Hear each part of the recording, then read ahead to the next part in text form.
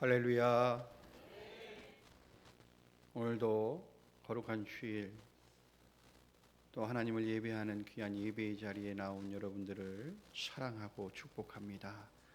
우리 옆에 있는 분들과 인사했으면 좋겠습니다. 하나님은 당신을 사랑하십니다.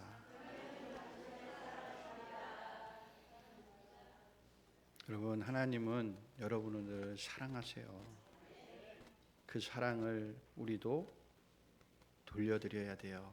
바로 그 하나님 앞에 사랑을 돌려드리는 일이 오늘 이 귀한 예배의 자리에 나와서 하나님을 예배하는 일이 하나님을 사랑하는 겁니다.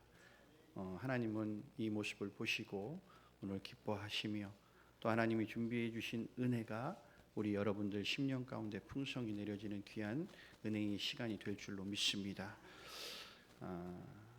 오늘 말씀의 제목이 달란트 비유의 핵심이라는 제목으로 말씀을 드리려고 해요. 우리가 이 말씀을 너무나도 많이 들으셨을 것 같아요. 지금까지 10년, 20년, 30년 신앙생활 하시면서 마태복음 25장인 이 달란트 비유의 말씀을 많이 들으셨을 거예요. 그런데 오늘 이 달란트 비유의 말씀을 많이 들어봤지만 과연 이 말씀의 핵심이 과연 뭘까라는 것을 오늘 한번 살펴봤으면 좋겠습니다. 여러분, 성경은요, 같은 본문 속에서도 설교자가 진리를 중심으로 어떤 주제에 초점을 맞추느냐에 따라서 하나님의 뜻이 다양하게 전달될 수가 있습니다. 예를 들면 이런 거예요. 요한복음 8장 1절부터 11절 말씀의 본문을 보면 간음한 여인에 대한 말씀이 나와요. 이 본문을 통해서 두 가지 주제를 한번 생각해 본다면 이런 거예요. 하나는 용서와 사랑이라는 주제에 초점을 맞춰서 그 내용을 전달할 수가 있습니다. 또 다른 하나를 생각해 보면 모든 인간은 죄인이다라는 주제에 초점을 맞춰서 그 말씀의 내용을 전달할 수도 있어요. 이 두 가지 주제 외에도 다른 주제로 얼마든지 설교를 할 수가 있습니다. 그러나 어떤 설교가 맞다 틀리다 말할 수 없는 것은 설교자의 설교가 하나님 말씀의 진리 안에서 전해지게 되면 문제가 되지 않는다라는 거예요. 하지만 본문에서 주님이 말씀하시고자 하는 최고의 핵심을 찾아낼 수는 있어야 된다라는 겁니다. 오늘 마태복음 25장은 여러분 천국 비유장이에요. 그러니까 종말을 살아가고 있는 우리에게 오늘 세 가지의 비유를 통해서 어떤 삶을 살아가야 하는지에 대해서 우리를 깨닫게 하세요. 그래서 24장에서 종말에 나타날 현상들에 관해서 이야기를 쭉 하십니다. 그래서 주님이 언제 오실지 모르니 너희들이 잘 준비하고 있어라 라고 말씀을 하세요. 그리고 나서 25장에서 세 가지 비유를 통해서 어떻게 주님을 우리가 맞이해야 되는가, 어떻게 주님을 맞을 준비를 해야 되는가에 대해서 자세하게 세 가지 비유를 통해서 우리에게 말씀을 해주고 계세요. 그러니까 첫 번째는 우리가 잘 알고 있듯이 열처녀의 비유에 대해서 예수님께서 설명을 해주신단 말이에요. 그러니까 언제든지 우리가 신랑을 맞이할 준비가 되어야 된다. 그래서 준비된 신부가 되어서 주님이 언제 오실지 모르니 언제든지 준비하는 마음으로 잘 준비해서 신랑을 기쁨으로 맞이해라. 이건 교회 공동체 안에서 믿음 생활을 이어가도 때로는 신앙은 하나님과의 1대1의 관계예요. 그러니까 믿음의 공동체에 속한 우리 개개인 모두가 성령의 충만함으로 무장할 때에 신랑 되시는 주님을 기쁨으로 맞이하게 된다라는 이야기입니다. 자, 두 번째는 조금 있다가 이제 본문으로 들어가서 정확하게 이제 말씀을 드릴 거고, 세 번째는 양과 염소에 대한 비유입니다. 예수님의 재림과 그 마지막 심판에 관한 말씀인데, 예수님이 재림과 동시에 심판이 시작이 됩니다. 양과 염소로 이렇게 구분을 해요. 그래서 양은 오른쪽, 염소는 왼쪽에 세우십니다. 그리고 그들이 한 공간 속에서 살아왔지만 그들이 어떤 삶을 살았느냐에 따라서 지옥과 천국으로 나누어 그들이 들어가게 된다라는 것을 이야기를 하세요. 그 살았던 삶이 어떤 삶이냐를 그 말씀에 좀 살펴보면 이런 거예요. 너희들이 지극히 작은 자에게 사랑과 자비를 베풀면서 살았느냐? 헐벗은 자들을 너희들이 돌아봤느냐? 때로는 병든 자들을 너희들이 잘 보살폈느냐? 어려움에 처한 자들을 너희들이 잘 돌봤느냐? 이와 같은 내용들이 거기에 담겨져 있습니다. 그러니까 이러한 믿음의 사람들은 늘 헐벗은 자, 병든 자, 어려움에 처한 자, 그들에게 사랑을 베풀고 자비를 베풀어야 된다라고 말씀을 하고 있는 겁니다. 그렇지 않는 삶을 살면 결국에는 어떻게 되느냐? 그것은 믿음과 삶의 분리가 되는 거죠. 그러니까 우리가 하나님의 자녀로서 믿음으로 살아야 된다라는 것은 단순히 그냥 내가 예수님을 믿습니다라고 끝나는 것이 아니라 우리의 삶에서 내가 이웃을 돌아보면서 그 이웃에게 사랑을 베풀고 자비를 베풀고 그들을 돌아볼 수 있는 삶을 너희들이 살아가야 된다라고 그렇게 말씀을 하고 있는 거예요. 자, 오늘은 이 두 번째 있는 비유에 대해서 좀 자세하게 설명을 드릴 건데 달란트 비유에 대해서 설명을 하고 계세요. 그러니까 주님이 오시는 날을 위해 어떤 준비를 해야 하는가를 깨달아서 주님이 주시는 귀한 은혜를 누리며 너희들이 살아가야 된다라고 오늘 말씀을 하고 있는 거죠. 달란트 비유 설교를 많이 들었어요. 그죠? 우리가 많이 듣다 보니까 우리 성도님들에게 달란트 비유를 통해 주시는 교훈이 무엇인지 질문을 한번 드리면, 한번 물어보면 보편적인 대답은 다 이래요. 하나님이 주신 재능을 잘 발휘해서 교회에서나 우리의 삶에서 잘 사용하며 살아가는 것입니다 라고 이렇게 대답할 가능성이 굉장히 높아요. 그러니까 달란트 비유는 보편적으로 하나님이 주신 자신의 재능을 잘 활용해야 된다라고 이렇게 해석하는 부분들이 많이 있습니다. 대부분의 성도님들은 이와 같은 해석에 아마 동의를 하실 거예요. 그러니까 아마도 영어라는 탤런트라는 영어의 단어가 오늘 이 달란트에서 유래돼서 온 거거든요. 그러다 보니까 달란트 비유에 대해서 대부분의 사람들이 재능을 잘 활용해야 된다라고 생각하고 있다라는 겁니다. 자, 그러면 오늘 본문의 달란트 비유의 말씀 자체 안에 이 비유가 어떤 이의 재능에 따라 하나님이 주신 선물을 잘 남기자라고 말하는 본문일까라는 질문으로부터 우리는 시작해 봐야 됩니다. 만약 본문을 문맥 안에서 정확하게 우리가 읽어봤음에도 불구하고 이 비유의 주제가 재능에 관한 것이다라면 이에 대해서 더는 논의할 여지가 없어요. 이거는 그냥 재능에 대한 말씀이야라고 우리가 생각할 수 있다라는 거죠. 또한 본문이 재능에 대해서 중요하게 생각하고 주제 자체가 재능에 관한 강조를 보인다면 우리는 그냥 의심할 여지 없이 주님은 우리에게 각각 재능을 따라서 열심히 일하라 라고 달란트 비유를 우리에게 허락해 주셨구나, 이렇게 말씀하고 계시는구나 라고 생각하면 됩니다. 하지만 오늘 본문은요, 여러분, 재능이라는 것이 사실은 강조되어 있지는 않아요. 사실 이 재능을 유추해낼 수 있는 부분은 그냥 유일하게 오늘 말씀을 보면 15절에 그냥 각각 재능대로 라는 단어가 나올 뿐이에요. 그런데 본문 전체에서 이 말이 이 전체에 말씀하고 있는 주제냐 라고, 이 주제를 쥐고 흔들 수 있는 중요한 구절이냐 라고 질문해 본다면 그렇지 않다라고 말씀드릴 수가 있습니다.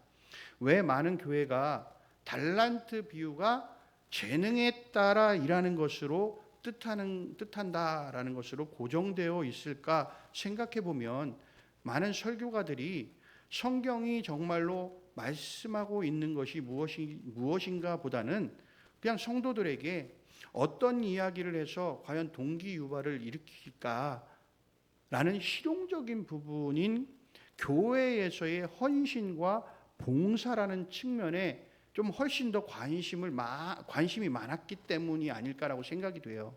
그러니까 목회자들은 그런 거예요. 이 말씀을 해석하면서 우리 교인들이 재능이 주어졌으니까, 하나님이 주신 재능들이 있으니까 그 재능을 가지고 교회에서 열심히 봉사하고 충성해라 라는 말씀으로 거의 많이 전달을 하는 경우들이 있다라는 겁니다. 자, 이런 의도를 가지고 성경을 해석해 버리면 자기가 원했든 원하지 않았던 하나님께서 말씀하시고자 하는 이 본래의 뜻에서 벗어날 수 있다라는 거예요. 그렇다고 그 말씀이 잘못됐느냐? 잘못됐다고 말할 수는 없어요. 그러나 여러분, 하나님의 말씀은 어떻게든 성도들이 교회에서 일하는데 어떤 충실하게끔 만드는 데에 목적을 두는 것이 아니라는 거예요. 하나님의 원래 본연의 말씀은요, 하나님의 나라가 이런 겁니다. 복음이라는 것이 이런 겁니다. 라고 알려주고, 여러분 그 복음을 받아들인 사람들은 그 은혜를 통해서 자신들이 성령 하나님의 만지심을 통해 변화되고 스스로 깨닫는 거예요. 그래서 스스로 깨닫게 되면 스스로가 충성스러운 교회의 일꾼이 되어 간다라는 거예요. 그러니까 여기서 재능에 따라 충성하고 봉사하세요 라고 말하는 게 아니라, 이런 것은 하나님의 나라고 이런 것은 하나님이 말씀하신 복음입니다 라고 전해질 때 이것을 받아들이는 사람들은 하나님이 주시는 성령 하나님의 역사하심을 통해서 내가 봉사하고 충성하고 살아가야겠구나 라는 마음이 생기게 된다라는 겁니다. 그렇게 돼야 되는 거지, 뭐 재능 따라 봉사하세요, 충성하세요, 이거 하나님이 하신 말씀입니다, 이렇게 하는 것은 오히려 하나님의 말씀에서 좀 뜻에서 벗어나지 않느냐라는 것을 말씀드리고 있는 겁니다. 자, 그러면 오늘 본문에서 말하는 이 재능, 달란트에 관한 해석이 주님이 말씀하시고자 하는 핵심이 아니라는 것을 우리가 좀 다시 한번 파악을 했다면, 달란트 비유의 핵심이 과연 뭘까? 그 핵심을 살펴봐야 돼요. 오늘 마지막 구절에 그 핵심이 담겨져 있는데 30절의 말씀을 보면 한 달란트 받았던 사람의 그 종에 대한 말씀이 쓰여져 있습니다. 뭐라고 쓰여져 있느냐?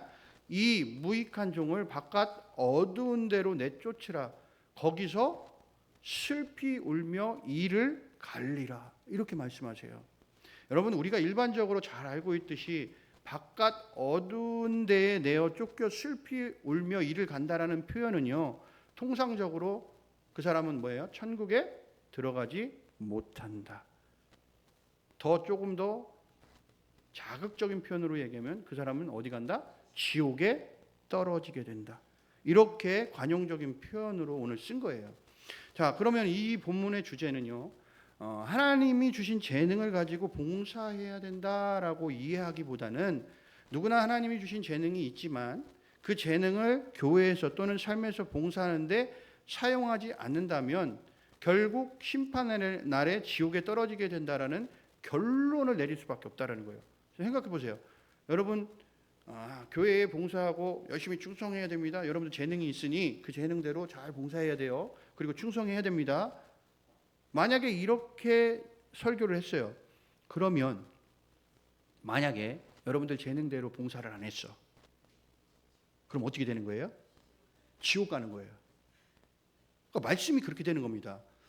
이 재능대로 여러분들이 교회에서 충성하고 봉사하십시오라는 말씀이 선포됐는데 그 말씀대로 안 하면 어디 간다고요? 지옥 간다고요.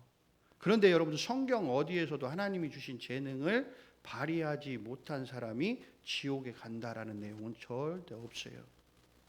우리가 혹여 이 본문이 재능에 관한 것이라고 이해하고 믿고 있는 분 중에서도, 여러분 잘 생각해보세요. 누구든 자신의 재능을 충분히 활용하지 않으면 지옥에 가게 될 거야 라고 믿는 분들이 계십니까?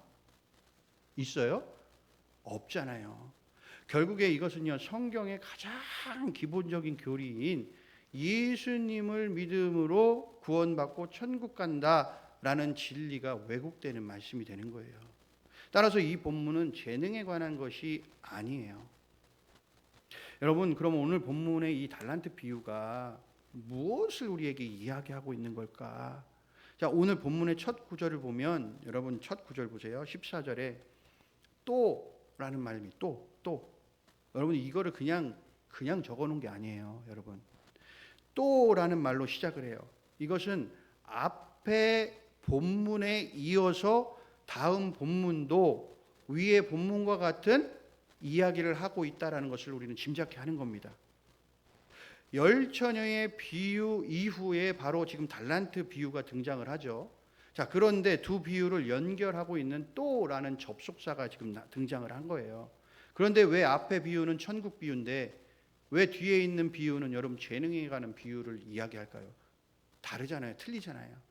여러분, 또라고 시작하는데 전혀 다른 주제를 다룬다는 것은 말의 의미 연결이 전혀 되지 않는다라는 겁니다. 그래서 마태복음 25장의 문맥은요, 예수님이 천국에 관하여 지금 설명하고 있는 거예요. 천국에 관해서. 천국은 이런 거야. 천국에 관하여 하나님 나라에 관해서 이렇게 설명하다가 왜 갑자기 여러분 재능에 관한 이야기를 하겠냐고요. 교회에 열심히 충성하라는 이야기가 거기 왜 들어가겠냐고요. 여러분, 달란트 비유는 재능을 통해서 충성하고 봉사하는 것보다는 여러분 천국 비유, 하나님 나라와 관련되어 있는 비유예요. 결론을 좀 말씀드리겠어요. 여러분, 이 비유의 주제는 하나님의 나라는 목이 곧은 자에게는 열리지 않는다라는 것과 관련되어 있습니다. 잘 여러분 이제 들으시면 돼요. 오늘 본문 14절 15절의 말씀에 주인이 자신의 종들에게 달란트를 맡기고 타국으로 떠납니다. 16절 17절에서 5달란트 2달란트 받은 사람이 열심히 장사해서 그것을 배로 남겨요. 그런데 18절에 가보면 1달란트 받은 사람은요, 그것을 땅에 감춰둬요. 여기에서 우리가 주목해야 하는 말씀의 구절은요, 주인이 돌아와서 이 1달란트 받은 종과 이야기를 나누는 대목이에요. 이 주인과 대화가 이렇습니다. 종이 이렇게 얘기하죠. 주인이 돌아와서 결산하는데 이 1달란트 받은 사람이 이래요. 주인이요, 당신은 굳은 사람입니다. 당신은 심지도 않은 데서 거두고 해치지도 않은 데서 모으는 사람인 줄을 내가 알았습니다. 그래서 당신의 달란트를 내가 땅에 감춰뒀습니다. 라고 이렇게 얘기합니다. 여러분 잘 생각해 봅시다. 이 종이 위에 있는 5달러 받은 종, 2달란트 받은 종 같은 종이잖아요. 이 종들이 다 이 주인 밑에서 오랜 시간 동안 종으로서의 삶을 살았습니다. 그런데 5달란트 받은 자와 2달란트 받은 자는 바로 주인의 명령에 따라서 그것을 가지고 장사해서 2배를 남겨요. 근데 1달란트 받은 자는 그냥 땅에 감춰뒀어요. 5달란트, 2달란트 받은 자의 마음, 주인을 향한 마음과 주인을 바라보는 마음과 1달란트 받은 자의 주인을 바라보는 마음이 전혀 다르다는 것을 우리가 표현할 수 있어요. 여러분, 이 달란트, 오늘 금 1달란트를 이야기하는데 여러분들 이 금 1달란트가 얼마냐면 지금으로 얘기하면 거의 한 30억 정도 됩니다.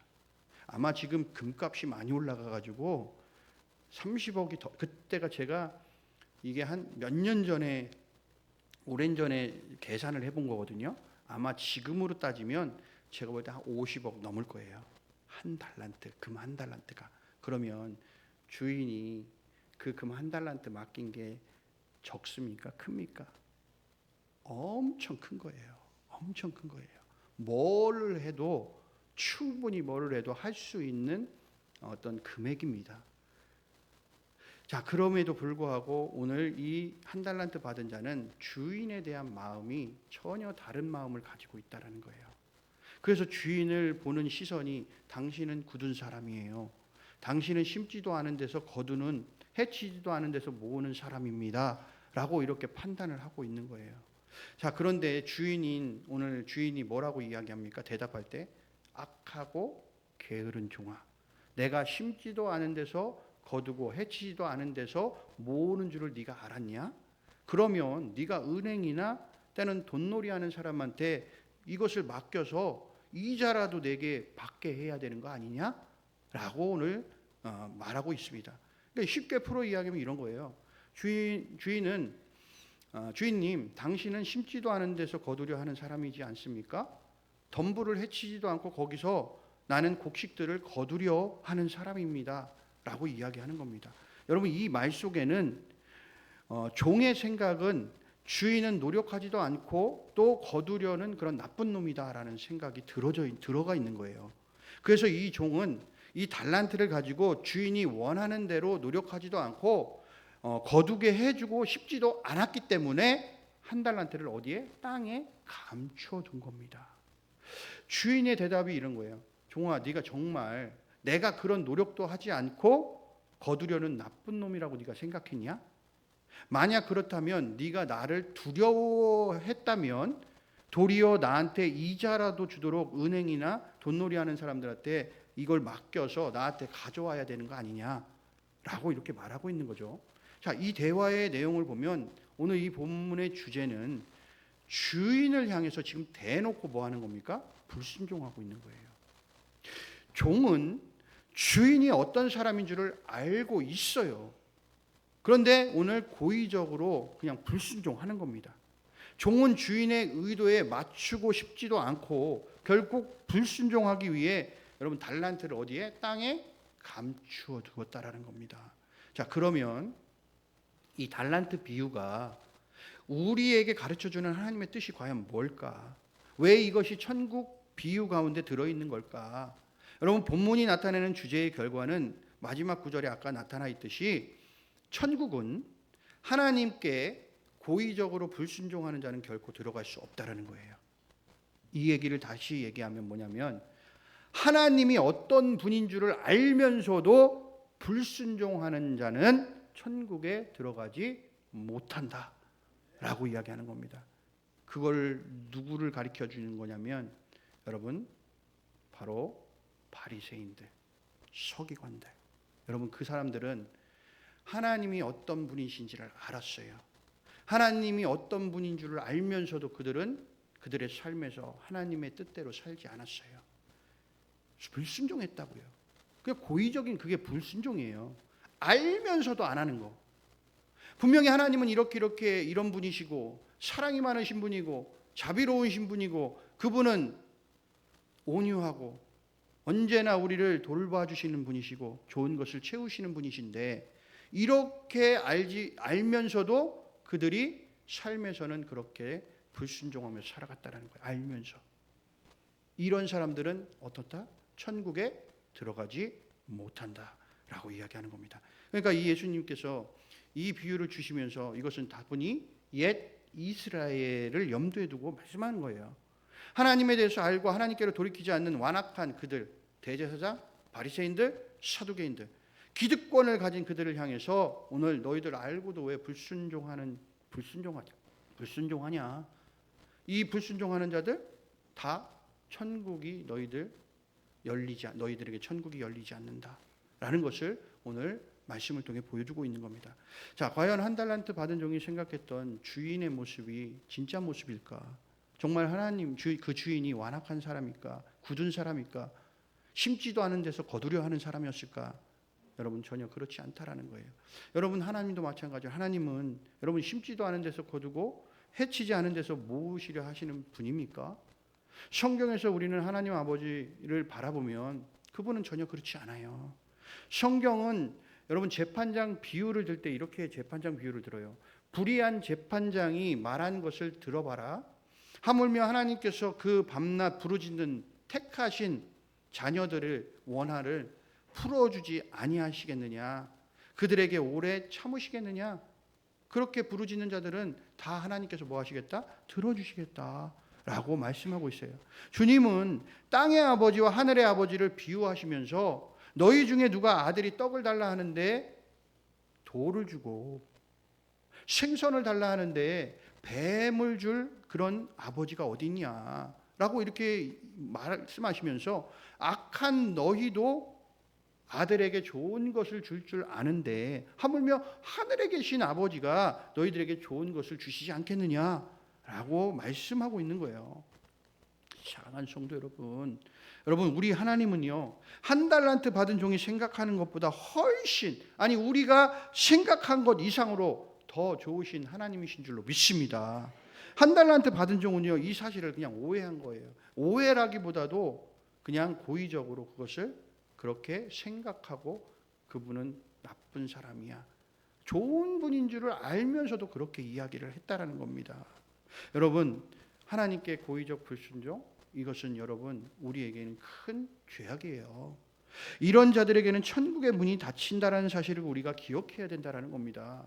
언제나 우리에게 가장 좋은 것으로 입히시고 먹이시며 채우시는 그 하나님 아버지를 우리가 기억하면서 여러분 하나님의 그 뜻에 합당한 삶을 살아갈 수 있는 귀한 믿음의 자녀가 되어야 된다라는 겁니다. 여러분, 하나님이 어떤 분이신지 여러분들 다 잘 알고 계시잖아요. 그분이 내게 어떻게 해주시고 계신지 여러분 다 알고 계시잖아요.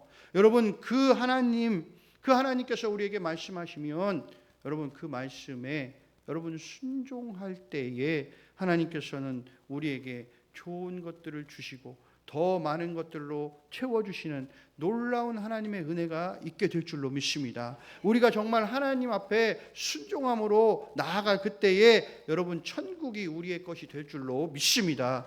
이와 같이 큰 축복을 누리며 살아갈 수 있는 저와 여러분이 되기를 주님의 이름으로 간절히 소원합니다.